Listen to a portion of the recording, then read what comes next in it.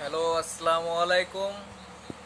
বাংলাদেশে একটা ভিডিও খুব ভাইরাল হচ্ছে, সেটা হচ্ছে কোকা কোলা নিয়ে আন্দোলন। আমিও বলতে চাই, কোকা কোলা যারা যারা খায়, ঠিক আছে, মানে বাংলাদেশে যারা যারা খায় তারা জিনিসটা ঠিক করছে না। এটা সাহায্য করছে আহ, কাদের যেন নাম,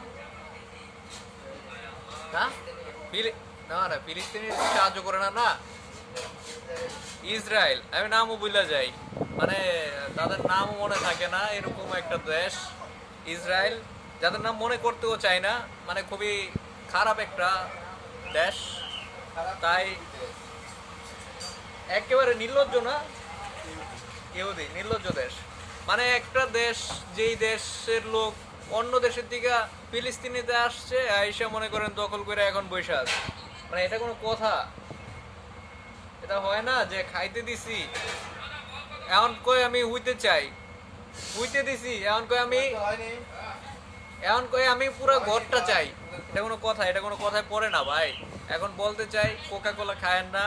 আর যদি কোকা কোলা খান, তাহলে আমি একটা কথা বলতে চাই, যে যে খায় কোকা কোলা, সে সে খানকির পোলা।